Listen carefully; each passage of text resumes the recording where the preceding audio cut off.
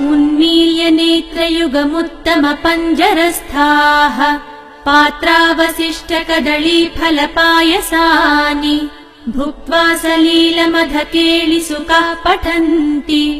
शेषाद्रिशेखर विभो तव सुप्रभातम्।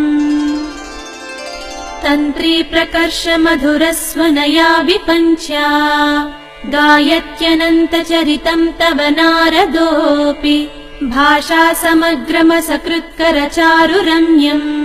शेषाद्रिशेखर विभो तव सुप्रभातम्।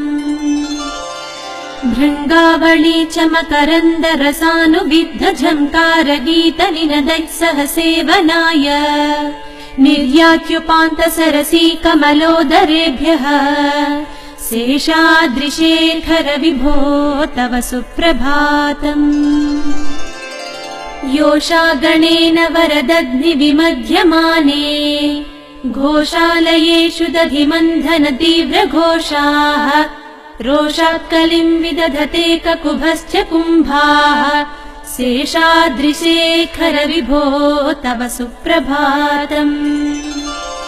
पद्मे समित्रशतपत्रगताळिवर्गाः हर्तुम् श्रियम् कुवलयस्य निजाङ्गलक्ष्म्या भेरीनिनादमिव बिभ्रति तीव्रनादम्।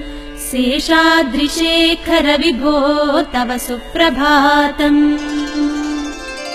श्रीमन्नभीष्टवरदाखिललोकबन्धो श्रीश्रीनिवास जगदेकदयैकसिन्धो श्रीदेवतागृहभुजान्तर दिव्यमूर्ते श्रीवेङ्कटाचलपते तव सुप्रभातम्।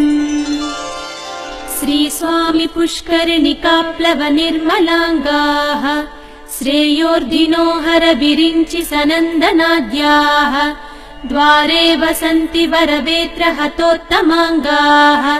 श्रीवेङ्कटाचलपते तव सुप्रभातम्। श्रीशेषशैलगरुडाचल वेङ्कटाद्रिनारायणाद्रिवृषभाद्रिवृषाद्रिमुख्याम् आख्याम् त्वदीय वसतेरनिसंवदन्ति।